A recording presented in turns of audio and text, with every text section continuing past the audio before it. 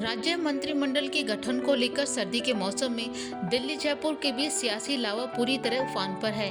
लेकिन चुनावी मैदान में एक दूसरे को निपटाने के चक्कर में शेखावटी के वरिष्ठ नेता मंत्री बनने की दौड़ से बाहर होते दिख रहे हैं। इस बार इसी के चलते शेखावटी संभाग में पूरी तरह से खामोशी छा गई है। दरअसल राजस्थान में सरकार किसी भी दल की बने, शेखावटी जनपद को प्रतिनिधि पूरी शिद्दत के साथ मिलता है। लेकिन इस बार मंत्री परिषद में कोई दमदार नेता सीकर, चूरू और झुंझुनू जिले से स्थान पा लेगा, इसमें संशय है।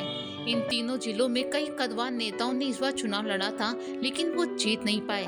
इनमें मुख्य रूप से तारानगर से राजेंद्र राठौड़, लक्ष्मणगढ़ से सुभाष महरिया, नीमका थाना से प्रेम सिंह बाजोर, रतनगढ़ से अभिनेश महर्षि, सरदार शहर से राजकुमार रिणवा और सूरजगढ़ से संतोष अहलावत हैं।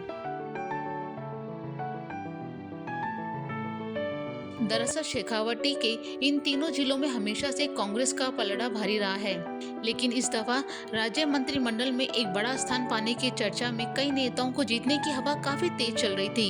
यहाँ तक कि राठौड़ के मुख्यमंत्री बनने की सियासत हलकों में चर्चा थी। महरिया के पावरफुल मंत्री बनने के साथ साथ बाजोर की बड़ी जिम्मेदारी मिलने की बात हो रही थी। पहले तो टिकट बंटवारे में ही जिम्मेदार नेताओं ने एक दूसरे पर खंजर चलाकर संभावनाओं पर सवालिया निशान लगा दिया। बाद में रही सही कसर सत्ता में भागीदारी वाले नेताओं के ओवर कॉन्फिडेंस ने डुबो दी। ऐसे में चुनाव प्रचार के दौरान महरिया और राठौड़ तो अपने प्रतिद्वंदियों से कड़े मुकाबले में अपर हैंड नजर आ रहे थे, लेकिन जब नतीजा सामने आया तो खोदा पर निकले चुया वाली कहावत साबित हो गई। इसके अलावा बाजोर, महर्षि, रिणवा और अलावत तो पहले ही कांटे की टक्कर में उलझ पड़े थे। प्रमुख नेताओं के चुनाव प्रचार हारने के बाद अब मंत्रिमंडल में सीकर जिले से श्री माधोपुर जीते झाबर सिंह खर्रा, चूरू से हरलाल सरन को लिए जाने की चर्चा जरूर है।